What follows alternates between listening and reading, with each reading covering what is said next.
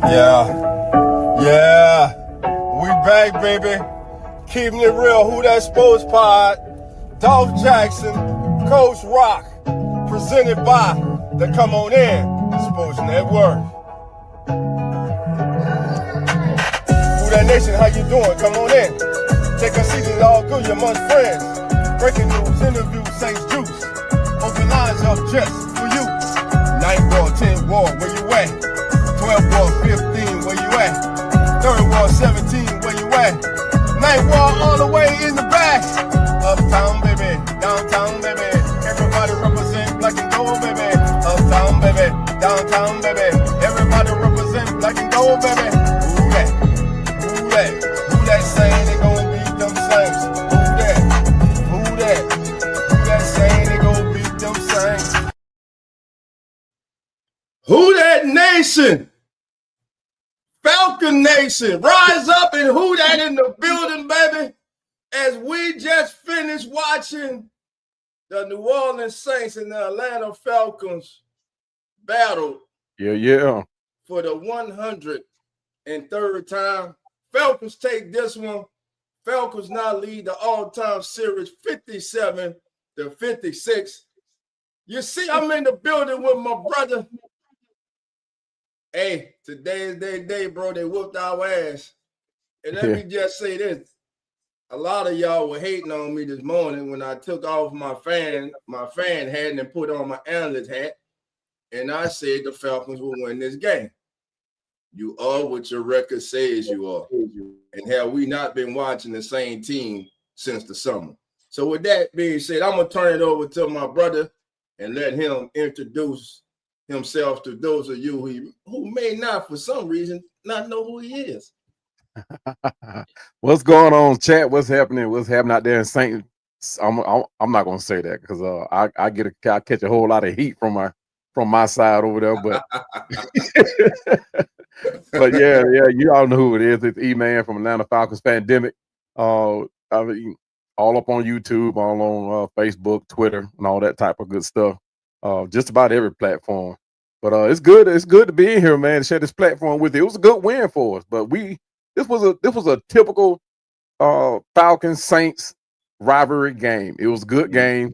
The score didn't show how close it usually is, but I mean, outside of those two missed kicks, was it 2 or 3? Was it 2? I think it was 2.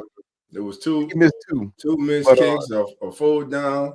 Yeah, but outside of that, man, I mean, it was actually a good game, and this game could have went either way. I mean, we was on our 5-game skid. We lost 5 in a row. You guys were looking good, but we actually thought you guys were going to pull this thing out across the Falcon content creators. We thought you guys were going to actually pull this out, but it turned out to be a good win for us. We saw a whole lot of different things that went down that didn't normally happen, but hey. I take a W anytime.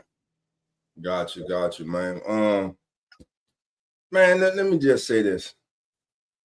These are 2 football teams that ain't good, and one just happened to be worse than the other right now. When I looked at this game and coming into the season, I say that coming into the season, the Falcons were a talented football team. Yeah. On paper. But once again, the season has started, and after some big victory, especially after that victory against Buffalo, everything was looking up for you guys, and then all of a sudden it's like the bottom fell out. For us, the bottom fell out the day we hired our former head coach, and it's still falling out. But they have finally admitted to themselves that they are in a full rebuild. So what I wanted to see today, really I tuned in to see was Tyler Shuck. And for my who that's out there, let me just say this.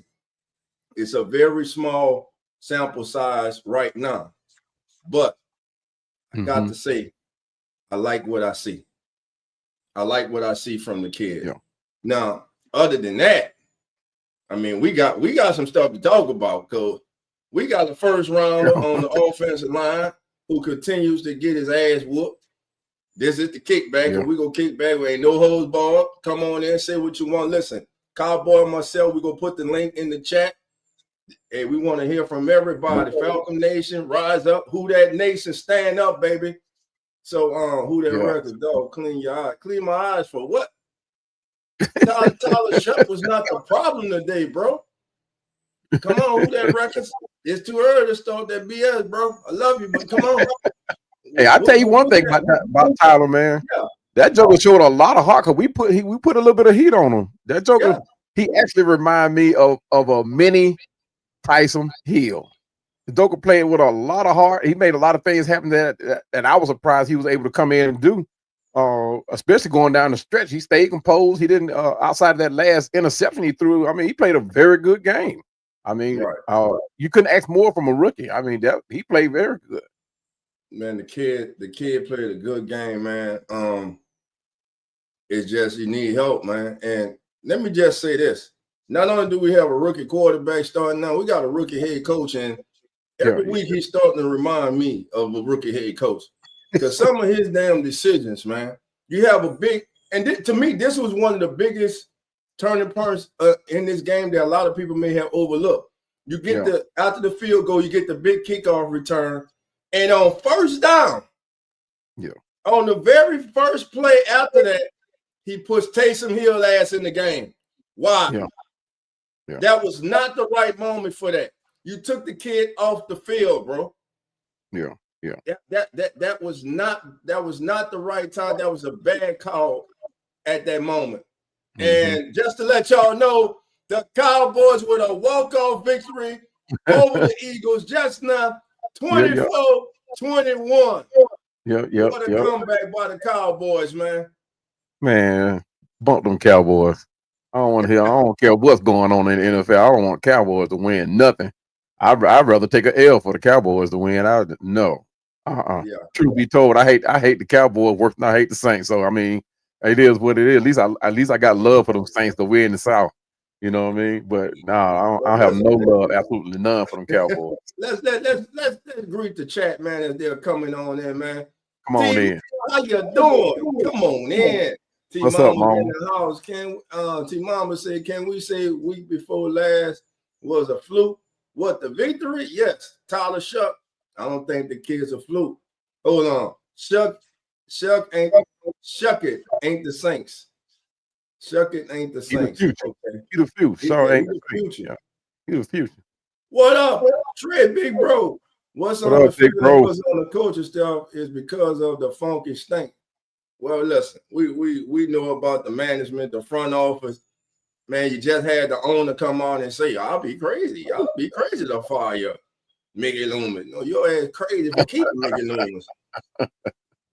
And now you got. I know you're the more powerful person in Louisiana. You got 2 professional franchises, and I don't know what you're looking at, but he's running both of them, and both of them in shambles. Yeah. You know. What's good, brother Wallace? All right. Swarm. Listen, Swarm. I'm gonna put the link in. You gotta come in, baby. That's the Swarm. Hold what on, up, Red? My third cousin's about to come in here. Yes, sir. My third cousin in here, man.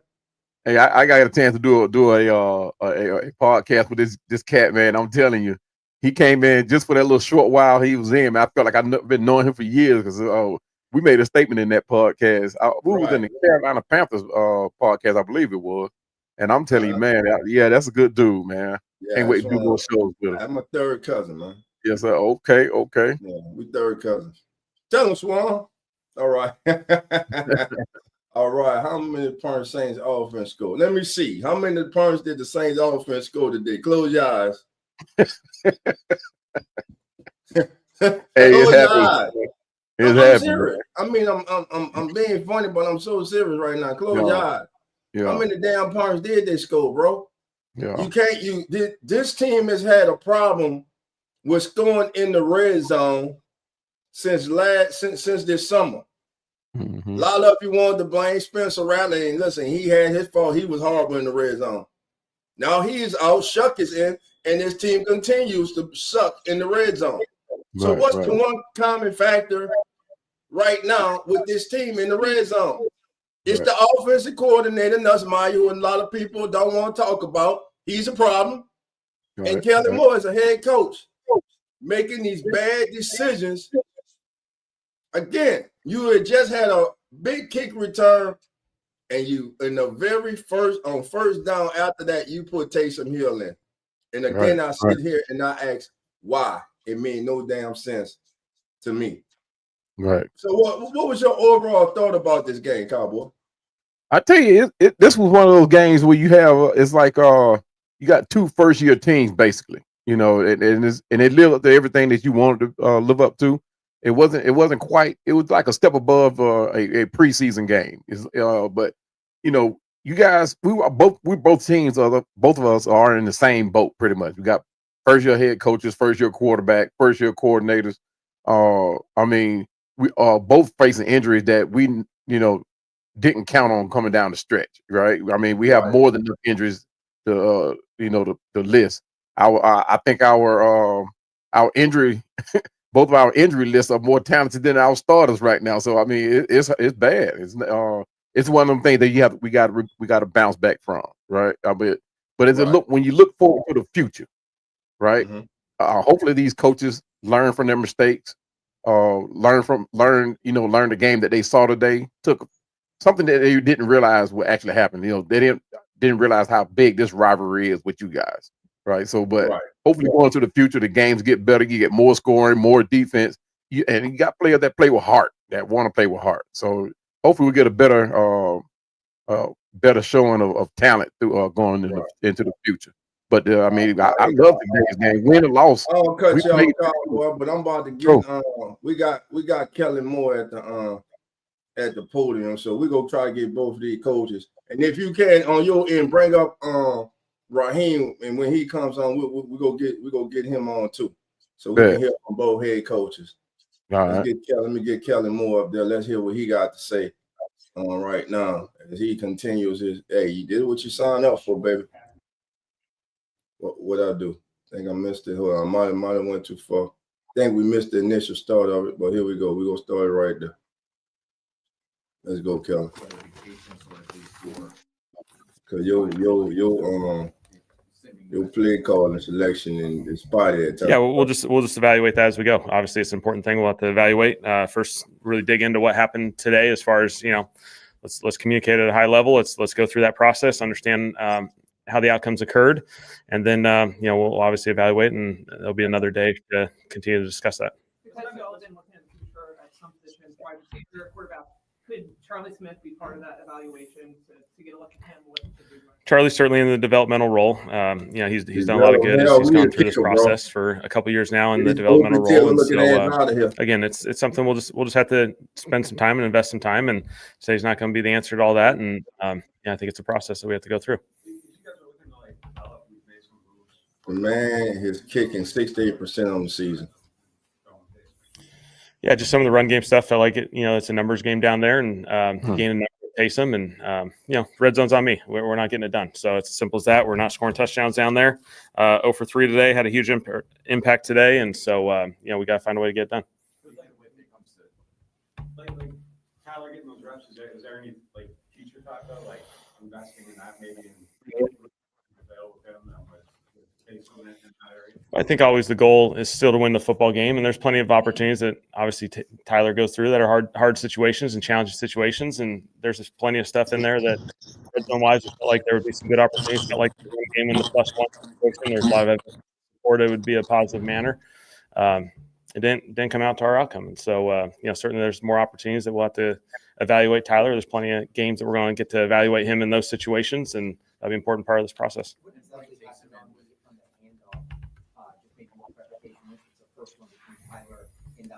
My bad, Dolphin. Yeah, it's just a play action, and obviously they got too close, and there was a collision there, and so it was a play action play. We're just going play action pass, and I didn't get a perfect clean look at it. I was watching the routes as it went, and so I saw a little bit of the footage, but I'll have to look more into it.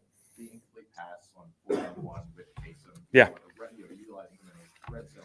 Yeah. Run game, but having him throw as opposed to Tyler, Yeah, run a lot of direct runs to Taysom at the quarterback position. Felt like there was a play opportunity there, and ultimately that's on me. Didn't work. So. How did you just feel like this was a game with just so many missed opportunities? Yeah, there's missed opportunities. Credit to those guys. They made the opportunities. They created, enough explosive plays in the game. They made the stops in the red zone. We had our opportunities like a lot of games, and it's just a matter of those small, low margins we got to take advantage of them. How would you describe this as a play caller in this game? Is it frustrating during the course of the game, or do you still feel like you got a bunch of things working? How would you describe, I guess, self-evaluation, the job you did as a play caller? Yeah, not good enough. Obviously, we didn't get down on offense. It's choppy. We weren't able to create the flow that we had the previous week against Carolina, and so frustrating. I haven't done a good enough job with this group, and we gotta find a way. How do the play calls happen? All right, because I can't really stand to listen to no more of this. Certainly, their pass rush has been really productive. I'm gonna get Zach on. Zach was at the game. Zach, man, you got the hold on, Z. Well, Z, you got the full screen, bro. Can you hear me? Oh, you got the full we screen. can hear you.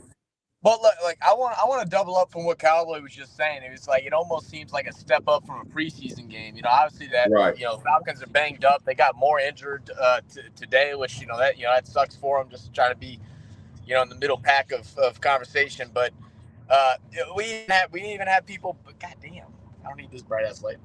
Skylar's trying to get a background light. Look, this is my thing. It's people in the crowd were joking about how this looked like a high school game. That's what it looked like. You talk about a team big return from Pettis, missed field goal, drive down, not a great drive. We had nothing going on offense. Get into field goal range, another missed field goal. Second half, they turn it up. We get upfield, we're kind of moving, we're doing things that we need to do right. Get to the 1 yard, not once, but twice, and we can't convert. We can't score a touchdown. Make that shit make sense. You know what I mean? It's frustrating, and like listening to Kellen Moore makes me more pissed off. A mellow kind of coach or whatever. But man, at some point you just got to stop repeating and regurgitating the same exact things over and over again. He's reminding me of fucking Willie Green right now. I want you to say we came out, we played like fucking shit. I coached poorly, and we didn't get the job done because we got on the 1 yard line. We couldn't get in the fucking end zone. Like, just be honest. Right. But that's what I mainly got to say. But how you doing, Cowboy? Congrats on the win, brother. Hey, what's happening, Zach? Hey, man, we maintaining it. For a second there, I thought Zach was watching a cricket game. He was starting to get loose with the language and everything. Oh, my bad. No, I'm sorry. I forgot you keep it. But yeah, man, it was a great game to watch, man. I don't know, man. We had a handful of Falcons fans right behind us chirping at us for the last 7 minutes of the game. I just had to get some frustration out. Yeah. Right. I feel you on that. Trust me, I feel you. We're going through the same thing over here on this side. The season could be better for both teams. We could arguably be more competitive than the record says. Obviously, we both got talents on both sides of the ball. We got to leave it up to these coaches. It's sad, but these two first-year coaches have to go through this learning curve and figure these teams out, man. I really hope we do it sooner than later, and not have to make detrimental decisions that affect the overall growth of both teams. They got their hands full this all season. Cowboy, is Raheem Morris a first year coach? Technically, yeah. He coached y'all a couple years back, but he was an intermittent? Was that what he did a little internship. Okay. Yeah, he did an intern. He was an intermittent coach, but that was just a move. I don't think nothing came of that. I don't think they really honestly think that Raheem Moore was going to be that guy at that time. I think he was just the guy to fill the shoes to be fired. Who was Mike Smith? Who was we fired? I forgot who we fired, but we let our coach go, so they fill him in. But he is. Arguably he is a experienced coach because he did coach down in Tampa. He was first year coach for us. I'm gonna put him like that. Right. And we run different defenses. So I'm not defense, it's offenses. So yeah, I would say he is a new coach for us. Yeah. Gotcha. Gotcha. He definitely acted like one. I tell you that. Man, Listen. Well, you know, like the thing is too, He it's performs like, like you know, one. it felt even though Atlanta was in control like pretty much the whole game, it wasn't like the Saints defense didn't come out to play. Like, you know, the defense still with the amount of vets that we have on that squad, they know how important this game is, and they really came out and, you know, brought the intensity, and the offense you know, shallowed away. Like it almost felt like, you know, the moment was too big and they didn't game plan right. I don't know what it is, but, you know, defense came out and played well. Like we held y'all down for a while. I mean, I think y'all really only had two like really successful drives, like where y'all were just flowing, I should say. Yeah. Man, this is what's The crazy thing about this us game. is we're one of these The teams Saints that had play in 7 first. 8 plays. What you got? I was just saying 7 8 that plays. total What? plays, Saints had 7 8 plays, and the Falcons had 55. Yeah. And 7 the 8. Falcons had 302 yards, the Saints 293. Total You know, and yards we go back looking at the struggle we've had on third down. We only converted, I think, 4 out of like 15 third downs or something like that. Right. And It was bad. And just looking at the box scores, man, listen, I'm gonna tell you the biggest to me, the clincher was his 2nd and 24. You guys got the intentional grounding, and B. Jones gets 34 after They being the set up bump great off. blocking on that play. Great That was blocking on that play. Mm-hmm. But still the man gets 34 on 2nd and 24. And then Yep. the next play, Sugar Free gets burnt by Donnell Mooney for the touchdown. Because I told y'all, I ain't calling his ass that word because he's sugar free. You know what I'm saying? He ain't got no sugar in him, baby. I agree. I started yelling Oh, at the man. game, dog. I said, "Oh, there Yeah. goes Sugar Free, leaving players Yeah. wide open again down the field." Yeah. Everybody Sugar-free looked at me, ass. started laughing.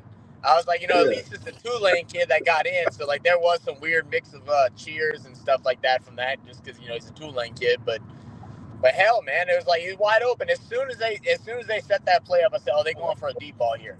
Everybody in the stands knew it. Everybody on the field had to have known it. Kool-Aid had one job and leaves them fucking 3 yards open. I'm sorry. Now on the broadcast, they highlighted Justin Reed, who had his eyes in the backfield and so could have been responsible for that deep middle of that field. Mm-hmm. You know, so that could have, you know, that's a possibility too. But still, in all, man, you can't give up that big play. In 2 plays, they in the end zone. To me, that was the game. That was the match. And also, Hakeem Richards was getting his ass whooped all day on that right side. We got a former first-round pick in Cesar Ruiz, who just continues to get well, bro. I mean, they got to fix this offensive line through free agency. I had everybody laughing at the game, Dolph. I said, there you go. Four first-round picks wasted on linemen that can't block. I mean, Penning is no longer there, but it don't matter. It's still part of it. 4 first-round picks, and Shucks got 3 seconds to throw the ball every single down. They even went ahead, and they knew the pressure was so bad, they dropped Juwan Johnson back there to help blocking with Devin Neal, and they still couldn't get more than 2 to 3 seconds to get that ball out. You know, it's just bad, man. It's bad football. It's bad football. Go ahead, Cowboy. What you got? Yeah, but y'all got to remember too now. Y'all got to remember one thing. We drafted a pair of rattlesnakes that are crazy. I mean, what's his name? James Pierce Jr. and Jalen Walker. Right. Those 2 guys. You talking about something that adds to the defense? I mean, our front line was already stout, and then you add a pair of guys like Walker and Pierce Jr. That just add to it, and you put that up against another rookie line. Oh, that's crazy. That's crazy. I mean, they, for the most part, and you guys pretty much, I'm not going to say you guys played that good as far as offensive line. You saw the improvement, but you were able to make plays. Tyson Hill, if it weren't for him, I think it wouldn't have been that bad. I mean, it wouldn't look that good as it did, because Tyson Hill is all Saints, man. That joker there. I hate when I see his name on the roster as a starter. Give him here. Y'all can have him. Give him here. I'm just talking. But let me see. Taysom is not the same Taysom Hill. He's coming off that major injury Well, you know, from the last thing year. is that it's so He don't have the predictable, man. same Like, explosiveness, bro. You know, I think it's gonna take him it's just so another dang year. predictable. And McCoy snapped it high to Taysom Hill 2 times. 2 times that ball was That snapped wasn't high. McCoy. One ended McCoy's up going over his head, but there was one prior to that that also almost went over his head. He just barely grabbed it. You know. But the thing is it becomes a situation where it's 4th and 1.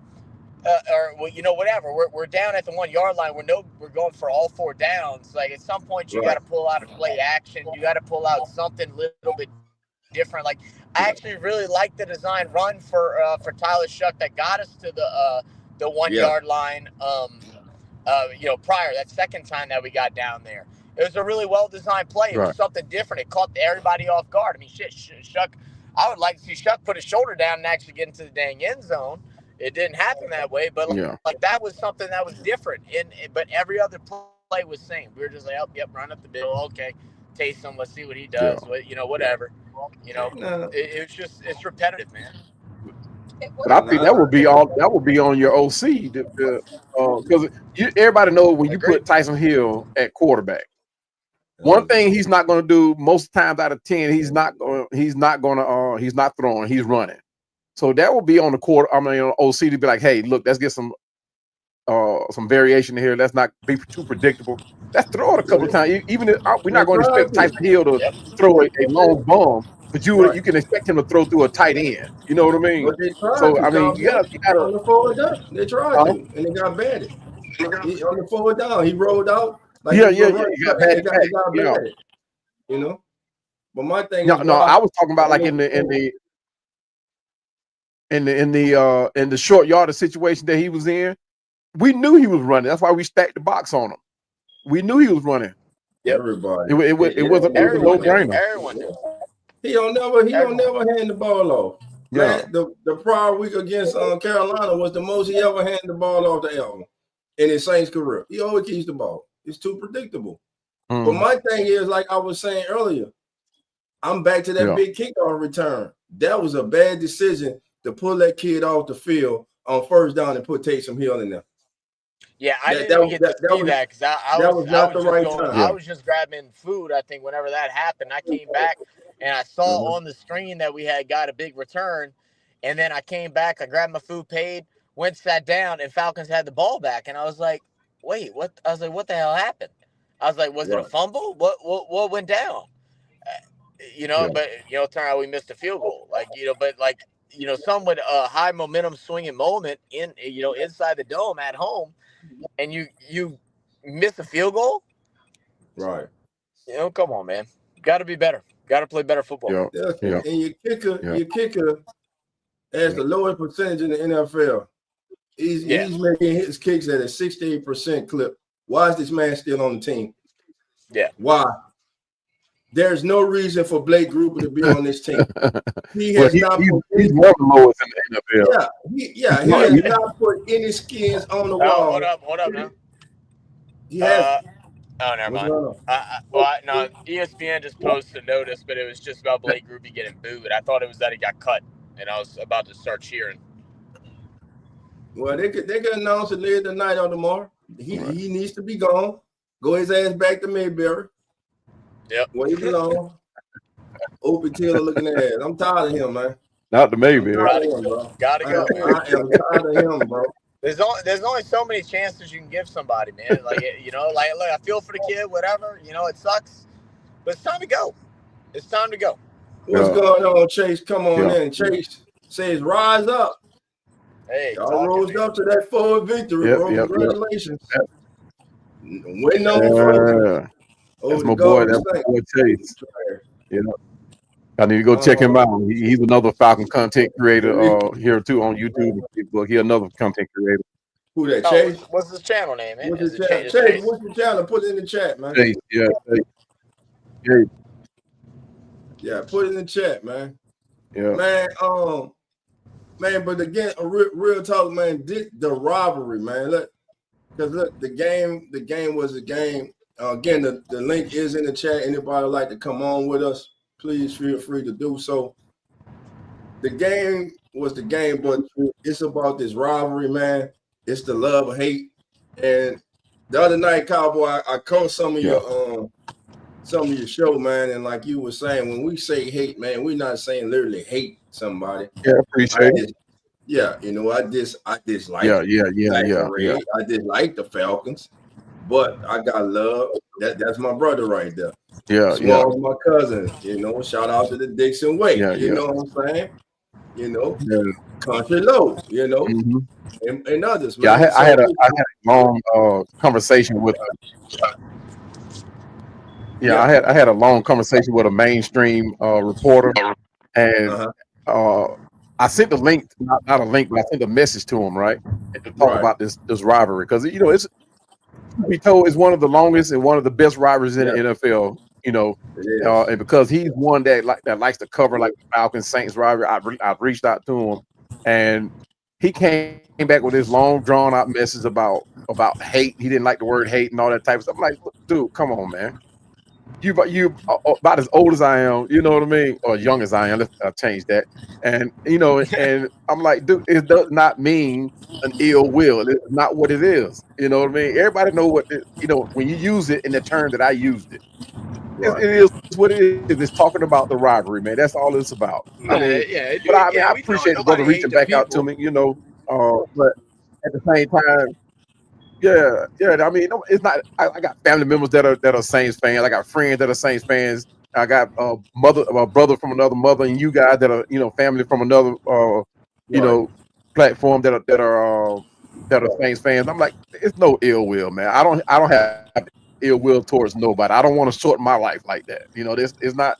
It's just what it is, man. It's hate week. It's a rivalry week. It's an intense rivalry that's been going on for years. And I'm a longtime fan, so yeah, I'm gonna use that word hate, but not in the sense that he wants to use it. So, I mean, I appreciated him though. Anyway, reaching back out to me, but it's okay. It's okay. Maybe he said he'll come on and do another show, just not that one. But it's all good. It's all good. we still got it in the end though. Yeah, I mean, he says hate, man. I appreciate the love. Really hating, you know what I'm saying? Listen, it's a fierce, intense, passionate rivalry between two teams and two fan bases who love their teams. Now, you do have some people on both sides out there who take it too far. But again, the key out here, but I'll catch y'all next time. Good catching up with you, Cowboy Dolph. I'll let y'all later, guys. All right, man. Y'all be safe getting home, man. All right, man, go ahead. Man. Appreciate it. No, there you go. Just boot me out, Dolph. All right, I'll kick you out, bro. Get out. Love you. Get out. All right. That was my boy Zach, host of Real Fan Sports, RFS Saints, man, and part of the Come On In Sports Network. He was live at the Saints Falcons game today. This is a joint podcast of the Atlanta Falcons Fandemic and the Keeping It Real Who That Sports podcast. I'm DOLPH Jackson, the host of the Keeping It Real Who That Sports podcast. I threw it to you. Catch it, Cowboy. I threw it to you. I missed that. What's his name? Rewind. Who was his name? We go rewind. I'm DOLPH Jackson. Old Falcon receiver. Host of the Keeping It Real Who That Sports podcast, and I'm joined by. Hey man, look, and I haven't even started drinking yet, man. This is E-Man and Cowboy. Hey, rise up, help your boy out, man. Hey man, look, I'm concentrating on this. Hey, look, I'm concentrating on this Corona that got the sweat going down the side of it. I haven't touched yet. Look, he having a victory drink. Now, I know some people are laughing. I know some people are laughing right now at this. You know what? That's what I'm gonna start doing when it's time for me to take a sip. I'm just gonna. Yeah, there you go. Just tap your hammer like Richard. But y'all know who it is. This E-Man from the Falcons Fandemic, y'all. Yeah, we in the house. We're gonna look at this game, man, as a stepping stone to the next season. Both of these teams are huge rivalries. For those of you that missed my show yesterday, you can go back on YouTube and look at it. All it does is talks about the rivalry, and we touched on this game this game that we just watched. So just come on in and let's talk about this Atlanta Falcons Saints rivalry. It's a long-term rivalry, and a lot of people don't know how the Saints rivalry started. You know, it was a good way for it to start. But we made up the NFC South. We are the original two teams that made up South. Tampa Bay didn't come along until later on. Carolina, you guys, most of you already seen know when they came on, but we make up the NFC South. The NFC South would not be without the Atlanta Falcons and the Saints, and we both wanted to claim the South. So, and that's pretty much how it got started. And the one game that it all stems from, and we started talking trash from that day on. With the first game against y'all, and it was 62-7, I think. With the Falcons being came on out victors on that, but after that, it became heated. After that, and like I said, it was a hate-love relationship between us because we were actually, like I said, we made up the South. So you talk about two cultures that were eerily similar. Both of us had had our own cuisine coming in. Both of us had our own height. I'm gonna say it like that for all you young kids, but we all had our own culture, right? But like I said, the NFC South, we both wanted to claim it. So and right now we got like the most heated rivalry in the NFL, regardless of what the main media is saying. I mean, we had the rivalries like the Dallas Cowboys and the 49ers and the Raiders and the Jets and all that back in the day that were rivalries, but this rivalry here, you cannot talk NFL rivalries without talking about Saints, Falcons, football. And truth be told, we had a rivalry that almost got started with the Dallas Cowboys and also one with the 49ers back in those days when they were trying to heavily push the NFC West. So, but yeah, I mean, when the Saints and the Falcons rivalry jumped off, guys, really, we actually started like this heated thing when you talk rivalry football. So yeah, man. I mean, let's talk about it. I want to know how many people were around back then. And this thing got started. So but this this rivalry, I don't want you to drop your age in the chat. Just put a thumbs up if you know. Yeah, it's like but this, yeah, man. I mean, it's a good rivalry, man. This rivalry is like a college atmosphere, man. That's the type of rivalry it is, man. You got both fan bases traveling to the other city in bus loads.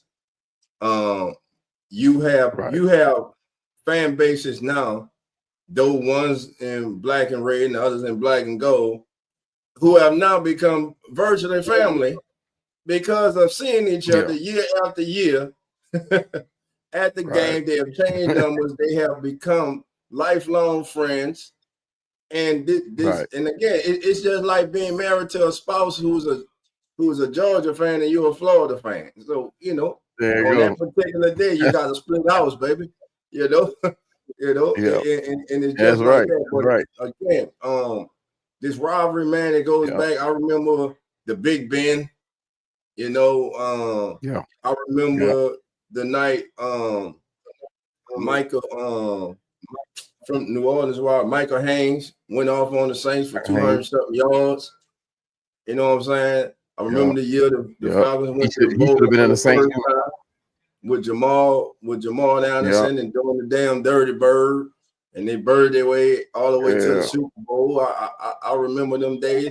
Hell, I'm young enough. I mean, old enough, young enough to remember. Young enough. CBS NFL Today was my show, baby. And one of my favorite. The reason I'm doing this now is one of my favorite announcers and sportscasters all the time was Brent Musburger, man. And I used to wait for them Sunday mornings when the game come on, NFL Today come on, and you hear Brent say, "You are now looking live at whatever state it was." Man, that hyped you up for the day, man. You know what I'm saying? Then Herb Cross on there with him. You know what I'm saying, man? So, this rivalry goes back, man. You had a lot of great players in this rivalry. This rivalry means a lot to a lot of players. You have players who have played on both sides, like today, David Onyemata. This was his 19th Saints Falcons game. Think about that. Yeah. Then think about this. Yeah. One of the greatest kickers in the history of the National Football League, forever be a Saint, even though he went to Atlanta, Martin Anderson. Yeah. Martin Anderson my kicked man. for the Saints and then went to the Falcons. Now, to me, as a Saints fan, that was a cardinal sin. You can go to any other team, don't go to the Falcons. You know, Go to the Falcons. Exactly. Then it was Bobby Abel, the founder, founder for the Who That Nation, who said, hey, he got mad with the Saints because they won't give him his paper. Who he gonna play for? The Atlanta Falcons. Joe Horn. Everybody want to get their get back. Yeah, everybody want to get their get back, man. You know what I'm saying, man? But it's and now we got Caden Ellis. Man, you got Caden Ellis came from you guys. You had Caden Ellis, Anya Mata. You had our Anya Mata. Yeah. You had the damn defensive line coach. At the time. Nielsen. Yeah, Ryan Nielsen. He was a good one too. Yeah, Ryan Nielsen is a good head coach, man. But man, again, I was surprised for him didn't keep him. Yeah, but like Cowboy was saying, man, you got two teams that right now, realistically, well, I know we not going nowhere. Now, what I hope is that a lot of y'all out there in the black and red, please don't let this win over the 2-9 Saints go in your head and think you about to get back in the playoff race. No. We already know it, brother. Yeah, we already know what it is. The best we can do is 10-7 on the season, probably. But mathematically, we already know that it's going to be one of the things we know we out. Right. Even if we win out, it's going to be tough. Yeah. Because we've already lost. We lost 2 games against Carolina. Lost the 1 against Tampa Bay. And we got to go see them again. We got to come see y'all again. It might be a different result. So we got to come to y'all next time. It's the last game, final game of the season. Saints and the Falcons. Yeah, final game of the season. Final game of the season, man. But y'all won't have to worry about playoffs, though. Y'all ain't worry about it. Y'all won't be fighting for 10-7. Don't do it to yourself. Like I said, it's a typical Falcons Saints rivalry. Don't do it. You never know. I know that. Different results. Hey, I know both of these teams gonna be picking in the top 12 in the draft. I guarantee you that. Hell, I know one team gonna be picking in the top 5. No, we won't be picking in the top 12. We gave out. We already. We've already swapped our first pick. Well, hey, that was a good move by y'all, man. Kids paying off. Man. And I think we still can get some great players with the remaining picks that we got. But a lot of people think that we should combine our picks to move up. But I wouldn't do it. I wouldn't do it. I'm going to trade. Oh, you know who else I forgot that we got from you guys? Who that? Terry Fontenot. Yeah. Terry Fontenot, our GM. Yeah. That's we got him from you guys. Yeah. Why y'all in predicament? Y'all he learned from Mickey Loomis. He worked with Mickey Loomis. No. I'm not gonna say that. Fontenot's a problem too, bro. He did a great job of rebuilding this team, man. When? I think he did a great job with us, though. When y'all made the playoffs since he been there? He really didn't have to rebuild it. He really didn't have to rebuild it. He had to restructure. He didn't have to rebuild his team. He had to restructure this one. Now, you talk about we got 3 players in the draft. Mm-hmm. Say it one more time. Now I was asking. Yeah, he had to restructure. Since he's been there. I mean, nobody could have predicted the kind of season that Kirk Cousins was going to have. Nobody. And you arguably say that that was one decision that he probably would take back. Me myself, I like the idea of Kirk Cousins coming here, even for that amount of money. Because if you look at what the rest of these veteran quarterbacks are making, man, it is crazy. We got Kirk Cousins cheap, I think. The only thing is the back end of that contract hits our cap hard. But if Kirk Cousins had a deal what he's supposed to do, come in, win playoff game, and to the Super Bowl, nobody would have questioned that money. They would have said it would have been the best money worth spent. But because we're fans, we're couch coaches, and that's people going to have different opinions about it. But Right. if you look at who we picked up in the draft as a quarterback, injury prone rookie, and somewhat variation of a different system, and of course it was a different system, but you got to ride with the veteran quarterback. Nobody could have predicted Why we that Kirk doing Cousins that, was though? going to have the season that he had with the injury, and then he got in his feelings about the pick. And truth be told, he probably got in his feelings about that number 8 jersey that Kyle Pitts was refusing to give up. So a lot of things changed during that time. And trust me, believe people, I think that number 8 jersey had a lot to do with Kirk Cousins and the way he performed last year. No, I'm And that's just my opinion on that one. I mean, if that man performed like that last year with Jersey, he shouldn't be playing football. I highly doubt that. But let me ask you that. Hey, Why well, y'all look, do though. that, bro? No. I'm serious. I'm serious when I ask this, bro. Why do y'all do that, Do it. man? When I say y'all, I mean my fan base too, bro. Because they saying the same thing about Thomas. Yeah. Brown. All right, you know that was Michael Penix Jr. was a good selection for y'all, man. You cannot I know that, hands down. I know that. Getting hurt or injured, but people like to use the word injury prone. Now that he's hurt, it was a bad pick. We knew he couldn't stay healthy. We went out, we got Kirk Cousins, we gave him $100 million. On our side, it was like we gave Derek Carr $100 million. We didn't draft a quarterback, and now we stuck in this situation. We go out, we draft a quarterback the first time, but man, he's 26, man. He's too old to play. He's 26. You know, sometimes hey, look, and you know what though? Yeah. In the same breath, they saying Bo Nix. They saying Bo Nix is one of the best, and he's the same age. The man spent 20 years in college, but he should be one of the best. Yes, but here go the thing too, and here go the thing too. A lot of people are not realizing the role that Kirk Cousins plays here for Atlanta, right? And Kirk Cousins has to be. Well, at the present time, he was the starting quarterback, but now he has to play backup quarterback. He still has to mentor Penix, right? He still has, and you got a first-year offensive coordinator. Now he got to babysit him, and he got to still remain in shape and in tune with what the offense is doing, and keep this Michael Penix doing what he's supposed to do. I mean, he playing like 3 different roles. So I mean, that $100 million, man. I'm like, we spent that. I mean. It was either him or who else? Who else you going to pay that to? Who's the offensive Tannehill? No. Who's the offensive coordinator? Zach Robinson. Zach Robinson came from the Rams. First coordinator. When he was hired from the Rams, no, last year. He came to y'all last year. This is his second year. Yeah, second year. So my thing is, when Zach Robinson came, he was one of the most coveted young coordinators out there. You guys got him. Last year we had presumably. Last year we had that ain't what y'all was saying when y'all got him. It wasn't presumably then. It was like we got. No. I don't know who said it.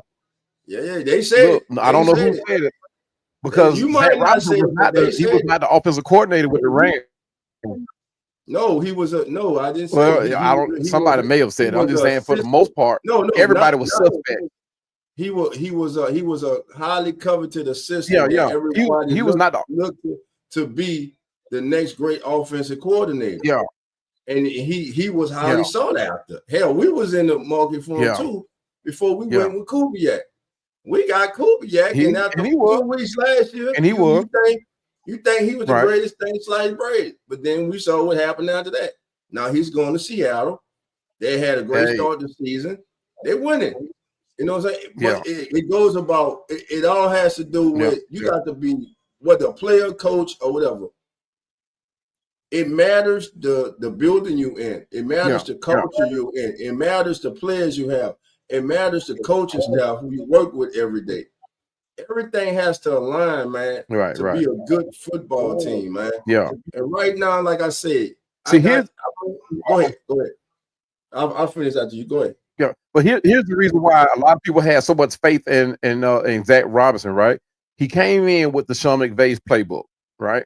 You went out and you got a quarterback who could play either one. He could play the West Coast, he could play the Sean McVay, and Kirk Cousins. He could play either one of them.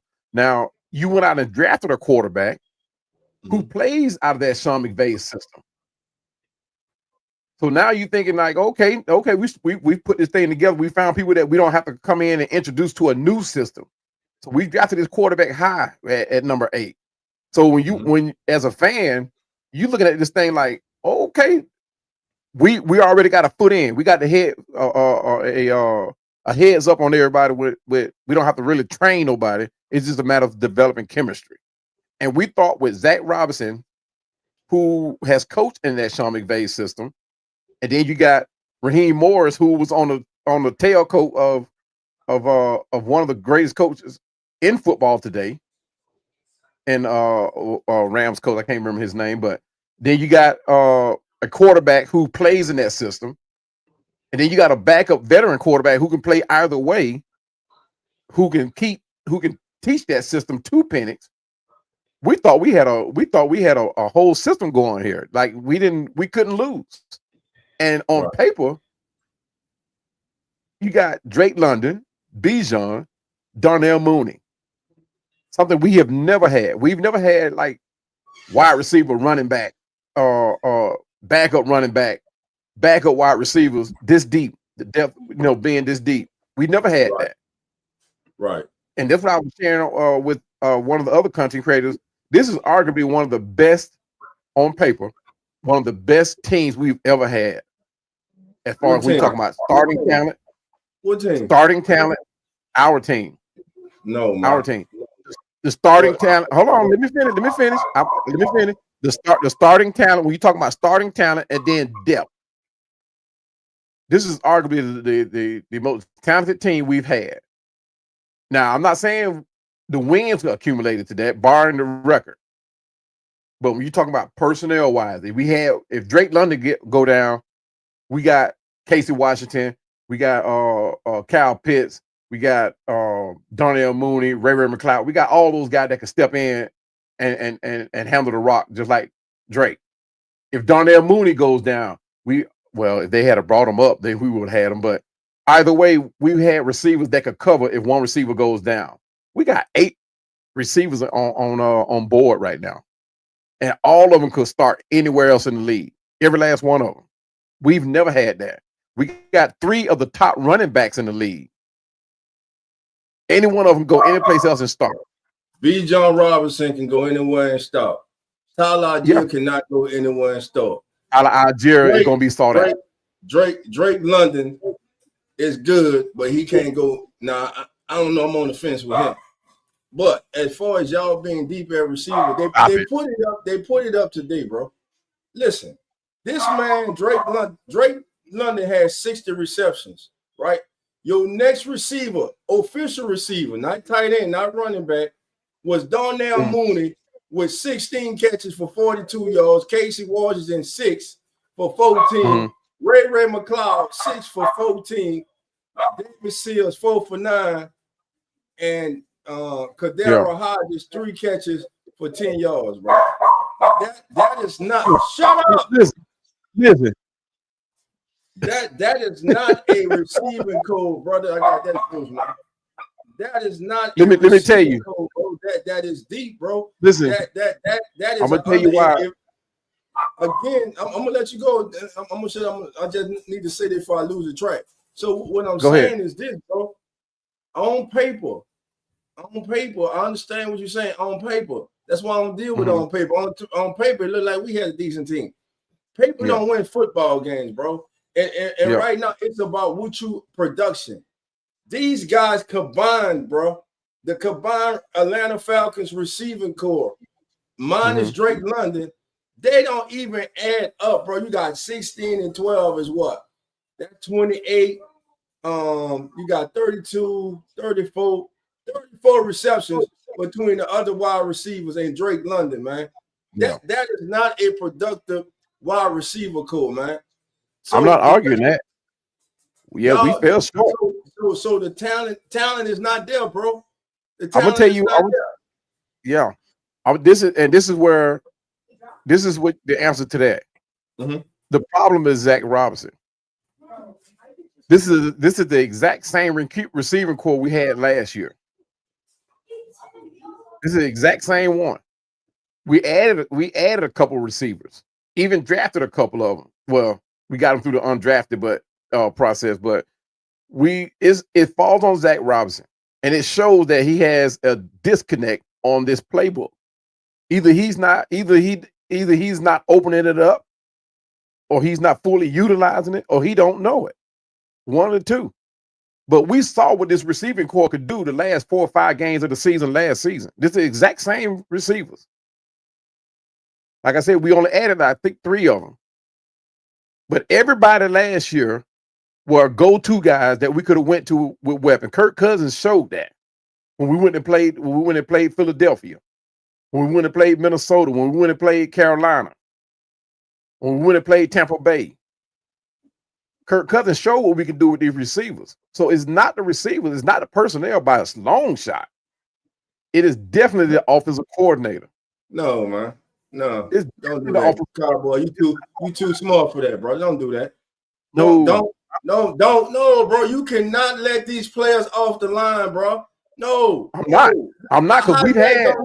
How Zach don't know his own playbook? No. Players need to be held accountable. You can call the right play at the right time. If they do not execute, that's on the player. These players have not stepped up for y'all. Just like the Saints receiving core have not stepped up for them. They have not stepped up for y'all, bro. It's just that simple. 34 receptions between all of them, the same guys from last year. That's pathetic. I am not. Bro.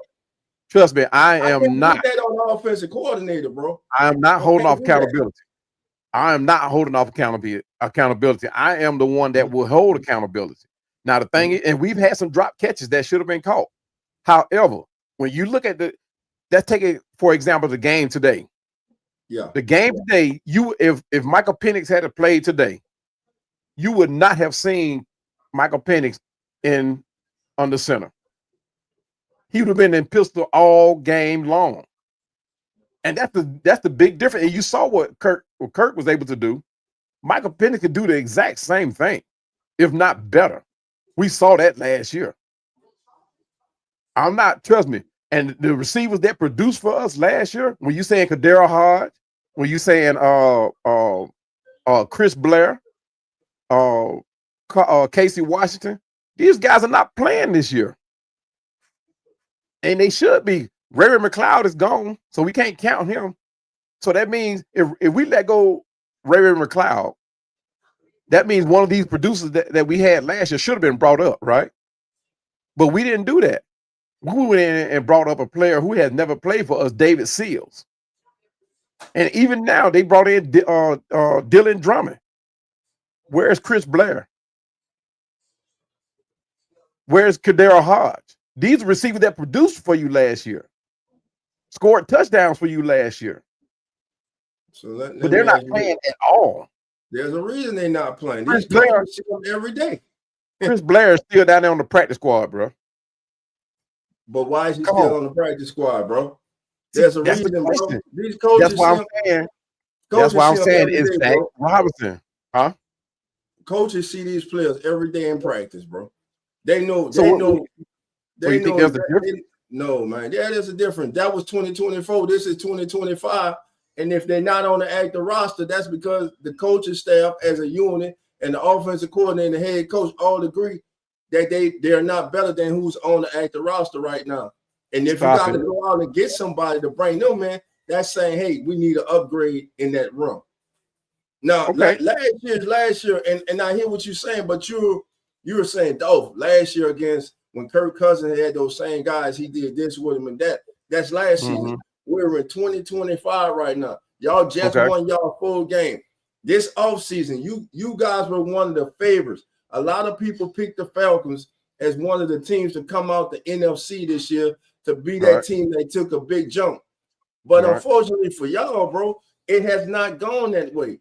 You got one of the best all-around, all-purpose talents in the National Football League, and B. John Robinson. Drake London, I make fun, but Drake London is a good wide receiver. Michael Penix, before he got hurt, had thrown for just under 2,000 yards. The kid can play. And you say, well, he can do the same thing that Kirk Cousins can do from under center. As a coach, and you heard me say this, I've heard you even say it, as a coach, your job is to put a player in a position where he's most comfortable and where he will be most effective for himself, but most importantly for the team. So as a coach, you don't want to take a square and try to stick it into a round hole, bro. You don't want to force it in. You have to be able to adapt. So and that goes for right now. I believe it's play calling and the players here in New Orleans. The red zone has been a problem with this team all the way back in training camp. They couldn't score in the red zone in training camp. And here we are with 6 weeks left in the season, and they're still the worst red zone offense in the National Football League. Eventually, it goes from the players to the coach. What players are you calling? And then when the coach does call the right plays, or the players on the field executing it. And right now, this team on my end, they're not doing it, bro. And on y'all end, bro, to me, the Falcons are one of the most disappointing teams in the National Football League this year. Agree.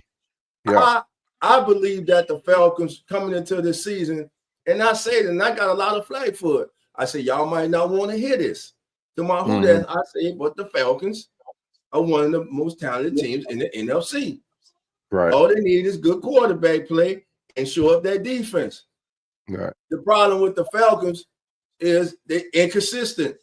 They don't show up at the right time. You get a big win against Buffalo. Right. Then you come back. How the hell you get shut out by Carolina? 30-0. Right. You know what I'm saying? How the hell that happened? That's my point. That's my point. But the coach, you don't get a field goal. You don't get a that's field my goal. Point.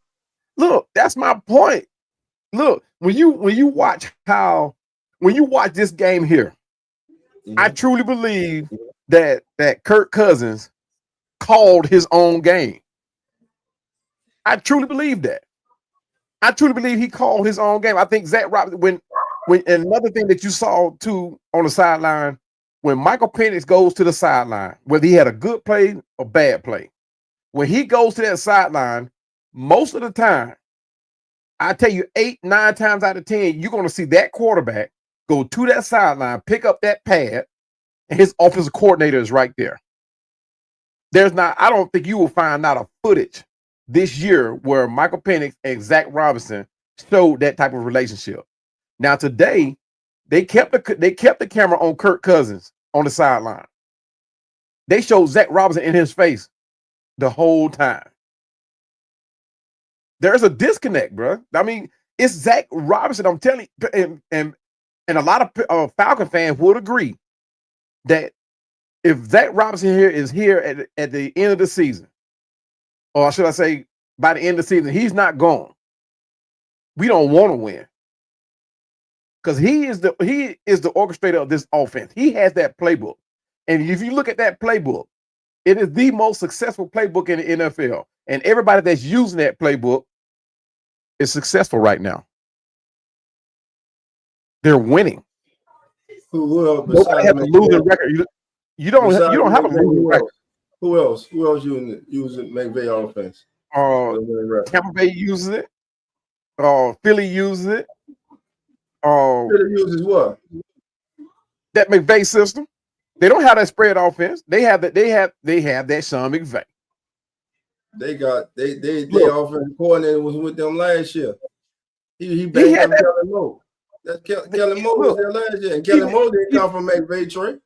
Even when Jalen was there, just because you didn't coach with him, don't mean you're not using the playbook. You're using the playbook.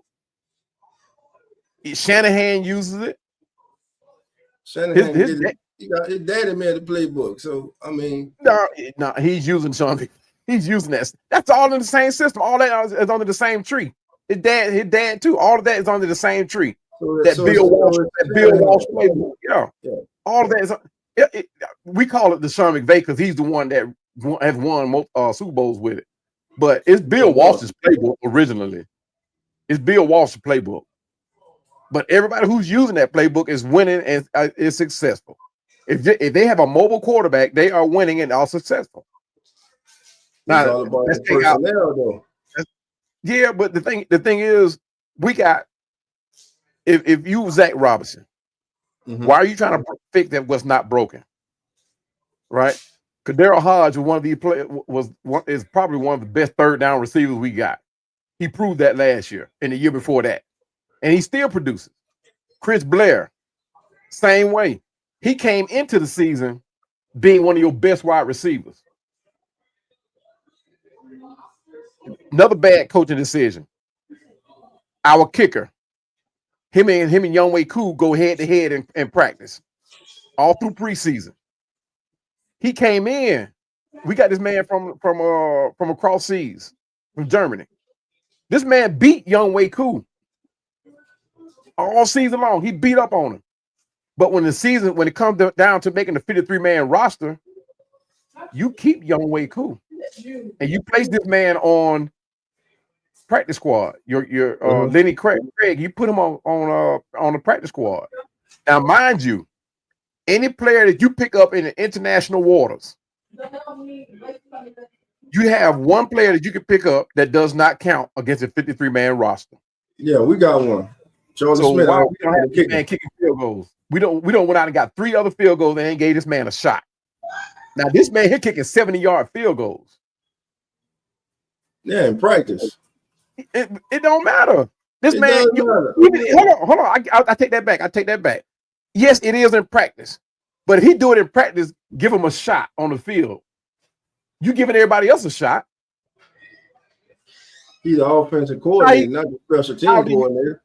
Yeah, that may be true, but the fact that you have went from Younghoe Koo, you let him go, but you go outside the organization and you brought in more kickers that can't kick 70-yard field goals to save their life, and what has been shown they can't kick 40 and 50-yard field goals. So at the very least, how is this man gonna get game day experience if you don't put him in there? Yeah, did the special team coordinator or head coach say he needs to be in there? Yeah, he obviously need to be in there. We lost games because we couldn't kick field goals. Listen to what I'm asking.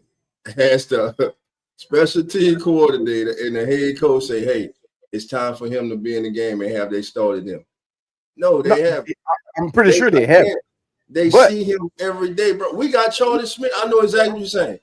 We got Charlie Smith, strong leg. He's an international player. Everyone right now, we've been early in the season, we would call it for group to go. Now, definitely after this game, for some reason, beholds to us. And so I know how you feel with that one. He's still on this team. We're gonna go outside most likely and bring in kickers for trials. Right. We got a kid right here on them kick. Listen, we're in a full rebuild. We ain't winning. We ain't going nowhere, so it can't hurt to see what this can do. What he can do. Game. You know, so I'm with you on that. But again, if the special team coordinator and head coach don't make that call, we can't see him. And that's why I'm putting it all on Zach Robinson. Now, Raheem ultimately is the head coach. Yeah, he ultimately is the head coach. But when you look at the one of the two, if this team decides to move on from any one of them, Zach Robinson gonna be the one we move on from. Raheem is gonna be giving out one. This is only his second year as the and head coach. We always give our head coaches 3 years. So he's gonna be here. Don't do it. Learn from us. Don't do it. But Raheem Morris made the mistake when he took the job. He made the mistake of bringing in 2 brand new coordinators, inexperienced coordinators that could not help him. Well, how do you become an experienced coordinator? Because every experienced coordinator right now was an inexperienced coordinator at one time. I give you that. And coming in as a new head coach, bro, that's just like you. You coming in, if you the head coach, you go to the grocery store, man, you want to buy your own groceries, bro. Mm-hmm. If you go down as a head coach, you want to go down with your guys. Yeah. You but want to hire people that you feel are competent, people that you trust. And see, a lot of times that goes into this coaching stuff too.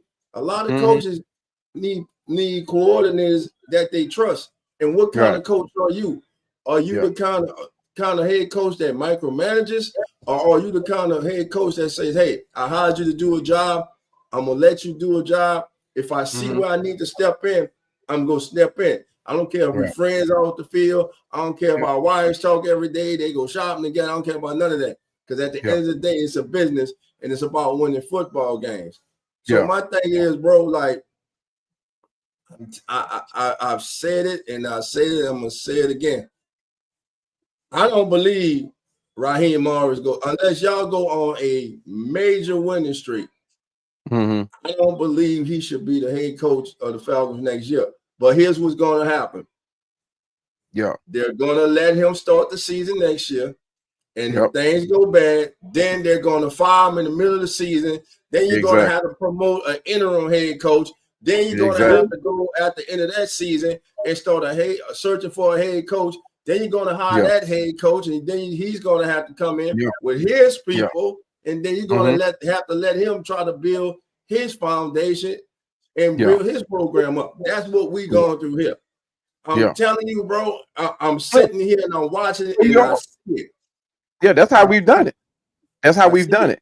And now to your point, if I'm a head coach, I'm a first-year head coach, right? If I'm coming in, I'm not going to play the buddy-buddy system at all.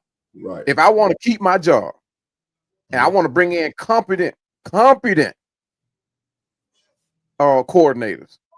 veteran coordinators, that if I can't come up with an answer, I can lean to my coordinator and say, "Hey, I need your help. What do you think we need to do?" He can't do that. Raheem Morris cannot do that. Zach Robinson cannot do that. Jimmy Lake at the time, he could not do it. Who he gonna turn to? What do you mean? His offensive coordinator. This dude can't tie his shoes. And Raheem Morris can't coach. Raheem Morris not a head coach, bro. Listen. He's not a head coach, bro. Everybody is not head coach material, brother. Yeah, that's the point that I'm making. I'm a head coach who's first-year head coach. Matter of fact, Dion did the perfect thing.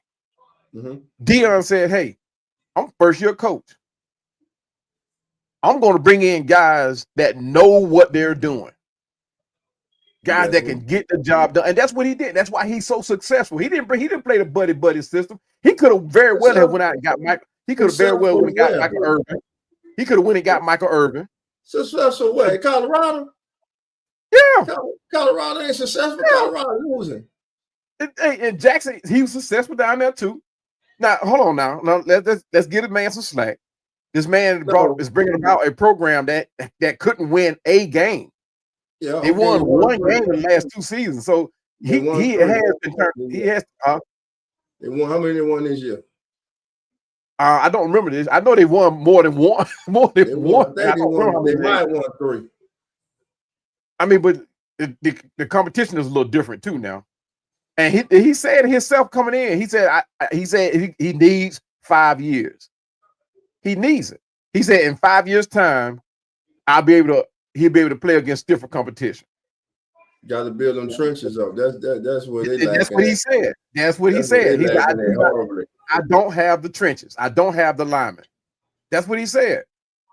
Now, the thing it is, he brought along people that he can say, okay, if I'm at a loss for an answer, I can lean on this guy. Right.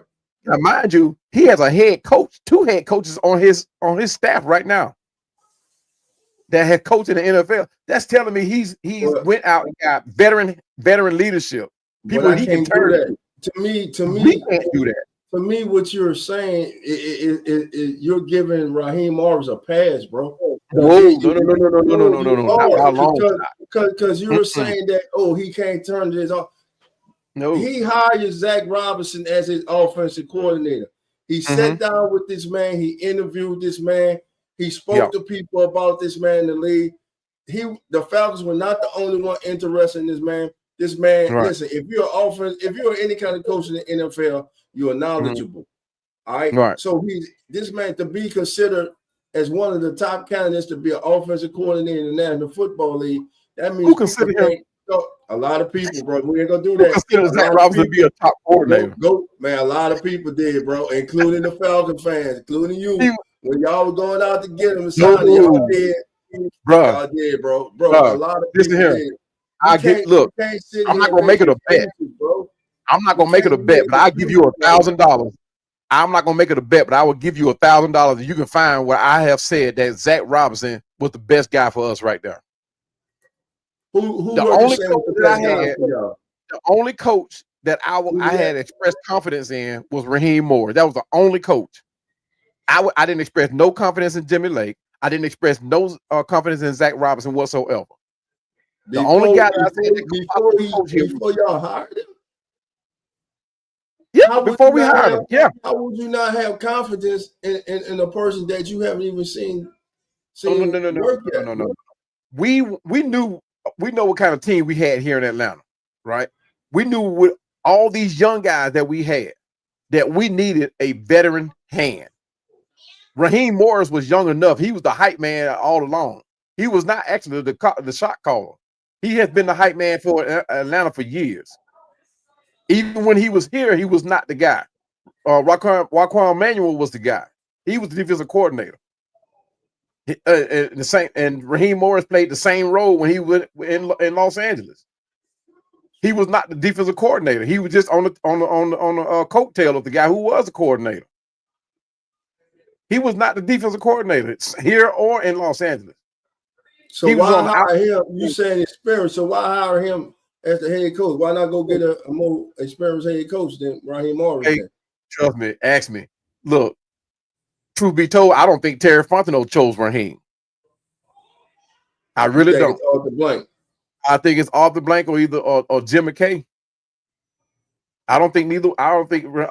I think if Terry Fontenot had chose him a head coach, I think we would be in better position. They gave that man all free reign except choosing the head coach.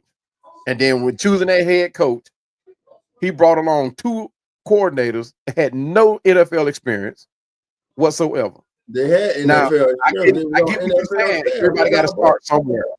I get what you're saying. Everybody got. Huh?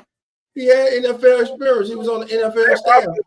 Zach Robinson was in the exact same position as Raheem Morris, only he was on the offensive side of the ball.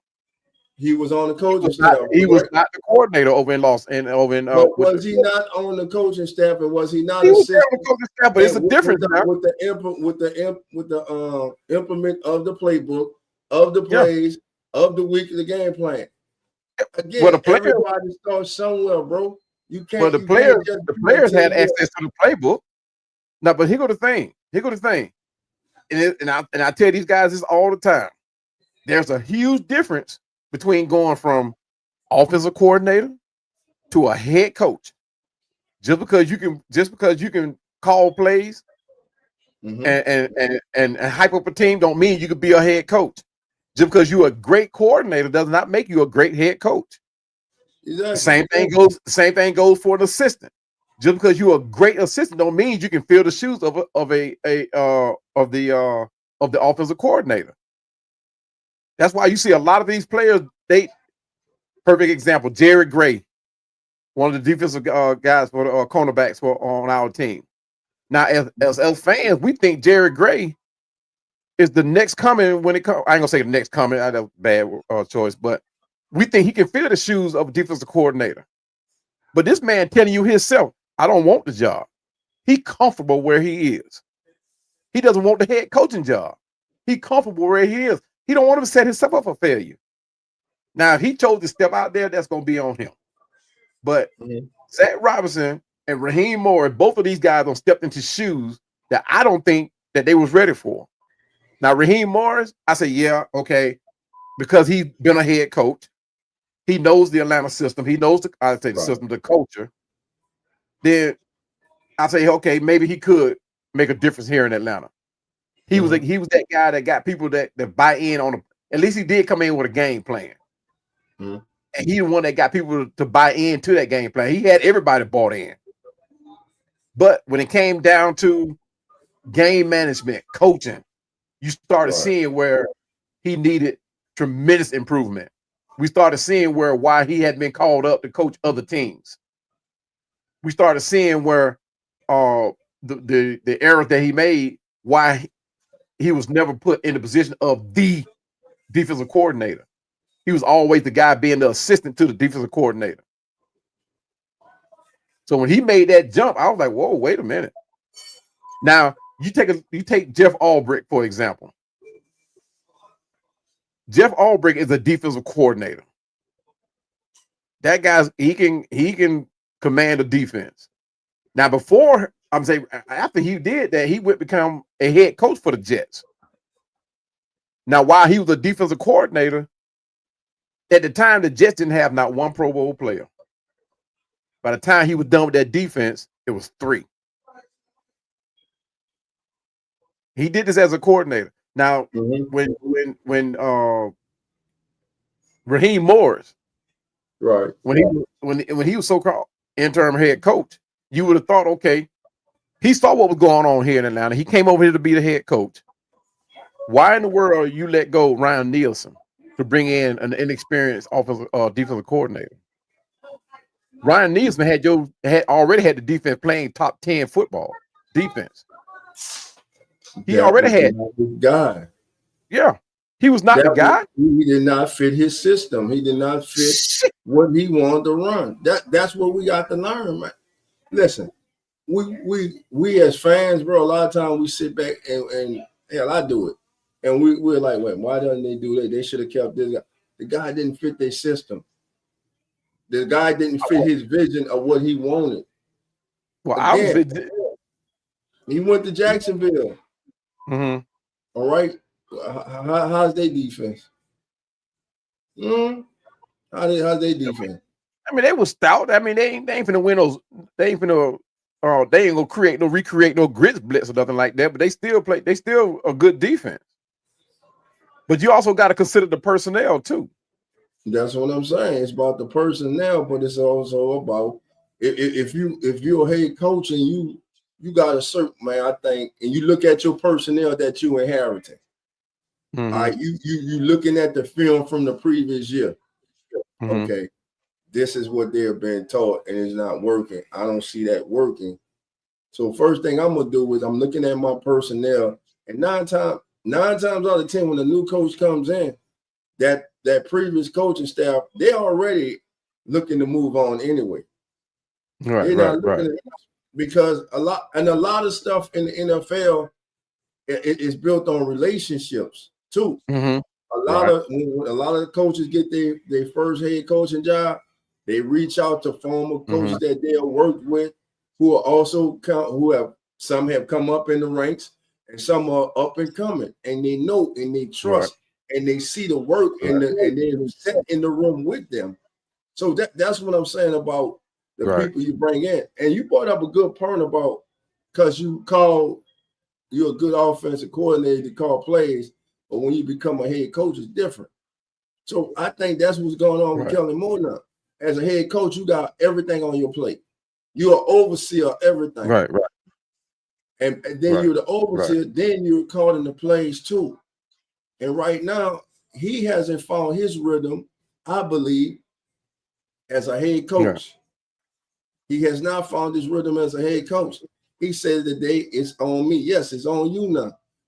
I have to find a way for us to score in the red zone. So far, everything that he's been coming up with has not been working. That's maybe he's calling the wrong play. He's putting the wrong players out there. And then the players that are out there, they're not executing. It's just that simple. Right. So that's all I was saying about that, man. But listen, this is the Atlanta Falcons Fandemic and the Keeping It Real Who That Sports podcast. Post game, Falcons defeat Saints 24-10. Now lead the all-time series 57-56, man. If that's not a rivalry, man, I don't know what it is. One of the most slept-on rivalries in the National Football League. It doesn't get a lot of fanfare nationally, but those who witness it know what type of rivalry this is, man. And Yeah. Cowboy, man, look, it's been a pleasure, man, doing this with you. I wanted to do it during the week, man, but got caught up at work on the road. Oh, man, it was. I'll tell you about it later, man. It was a crazy Man, week last week, man. Life keep happening, man. Life is keep life, and that's all. Yeah, that's what they say. Life be life, and you know what I'm saying, man. But man, again, man, as I'm looking at the Falcons' final 6 games, man, you got the Jets who played tough today. Then you got Seattle, man. And they come to you, but then you go to Tampa. You got to watch Arizona. I mean, Jacksonville just escaped them today. When you go there, then you got the Rams, man. The thing is, you got Seattle and the Rams coming to you, and then of course you close it out with the Saints. So all these next 6 games, bro. Y'all have for y'all to have any chance of going on the run, man, you're gonna have to be one of those NFC West teams, bro. You're gonna have to be one of those. And you can't afford to lose to the Jets, and y'all damn sure can't afford to lose to us at the end of the season.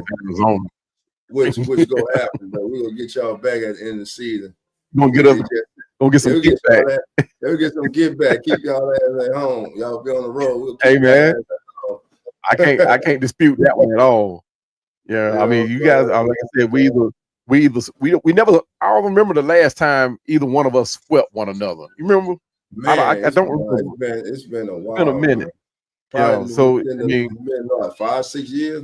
Hold on. So it's been longer than that. I think it was back in the 90s. No, it wasn't no 90s. It was recent. What? Let's look at this. Well, y'all swept us.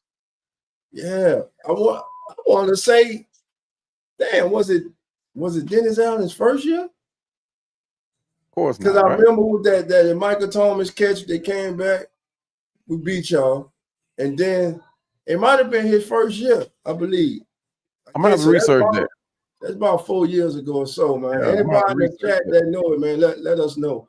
But look, Cowboy and myself, we about to get out of here. My beautiful wife then came home, something in there smelling good. So, boy, dog, about to get on out of here, man. And once again, before I get out of here, man, I want to thank you, my brother. Yes, sir. For coming through, man. It was a pleasure, man. We definitely go do this again for the final game of the season, man. Yes, sir. I always love talking football with you, brother. I would say good luck to you, but you wearing that ass black and red, so I can't do that. But nah, man. Listen, Falcon Nation, man. Let me tell y'all something. If y'all are not subscribed to this man's channel, I don't know what y'all are waiting for. My brother, he does a great job. He's informative. He's professional, man. And he's just a great human being, and he keeps it honest, man. He tells you just how he feels, and he backs it up too. He got receipts too, man. You know, he got receipts, baby, because people will fact check you. You know, yes, sir. That part. Hey, one thing about me, I love learning the game. I never stop learning the game. So if you fact check me, hey, trust me, it's gonna be taken to heart. You know what I mean? And we form a relationship from there. So. Like I said, I mean, I don't downplay it at all. I love being fact checked. I don't get onto the internet a whole lot. I get a lot of stuff I get from me watching the game over the years too. So so like I said, if you fact check me, man, trust me, I take it to heart, and we formed a relationship. I got a guy. Matter of fact, he's on the Harper LaBelle. He's a former long snapper for the Falcons. Vincent with 100 yards of football. You talk about a historian of the game. And I'm talking about baseball, college, NFL. This guy, he does nothing but share knowledge. I mean, this guy. Matter of fact, I'm gonna let you link up with him because you kind of remind me of him too. So, but this guy here, oh man, I'll give my the history of sports. Right. I think that's why they named that show 100 Yards of Football. That him and Harper LaBelle formed a relationship, and they have their own show. And they've interviewed people from like Bobby Butler, William Andrews, I mean, all the guys from back in the day, Stacey Bailey, all they interviewed them all. But I hated that dude. Yeah, Harper LaBelle. I think he started out with the Rams, I think it was. and he came on with the Falcons as a long snapper, tight end. So okay, and he's pretty good. Yeah, he invited me to be a part of his platform, but my plate is already full, man. Gotcha, and I may find a way to do it once I have more time, but right now, man, my plate is just too full. But I appreciate you having me on, man. It's always fun talking football with you, sharing knowledge and all that type of stuff. Especially someone who talk about the same stuff that we grew up watching. So yeah, but yeah, I appreciate you having me on, man.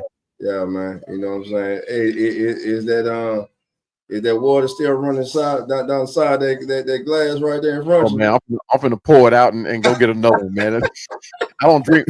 The last time I drank some warm beer, man. I was in school, man, and mom was calling to make sure I had breakfast. I was like, yeah, mom, I had breakfast. And she said, what you have? I had some eggs and some sausage I had left over in here. While at the same time, as soon as I hung up, I drank a warm beer and a couple slices of pizza and went to class. So that's some of the nasty stuff, warm beer. Man, what? Hey, remember that scene on Good Times when Sweet Daddy bought them a refrigerator because they gave him that warm beer. Warm beer, yeah. Yeah. A lot of let me go. We done lost a lot of them just now, bro. We lost a lot of them with that right there, man. Yeah, well, man. My brother, once again, thank you, my man. Enjoy your evening, and I'll be definitely reaching out to you during the week, my friend. Much love, brother. Appreciate it. Much love, man. Best to you and the family, man. I said hello. Family, remember, the doors are always open, so all you got to do is come on in. Come on in. We out. Rise up, baby. Let's go. There you go. That rise up. I think I'm gonna let him get out here with that rise up. We out. Okay, we out. Yeah. We back, baby. Keeping it real. Who That Sports Pod? Dolph Jackson, Coach Rock, presented by the Come On In Sports Network. Who That Nation, how you doing? Come on in. Take a seat, it's all good, you're amongst friends. Breaking news, interviews, Saints Juice. Open lines up just for you. 9 ball, 10 ball, where you at? 12 ball, 15, where you at? 3rd ball, 17, where you at? 9th ball, all the way in the back. Uptown, baby, downtown, baby. Everybody represent black and gold, baby. Uptown, baby, downtown, baby. Everybody represent black and gold, baby. Who that? Who that? Who that say?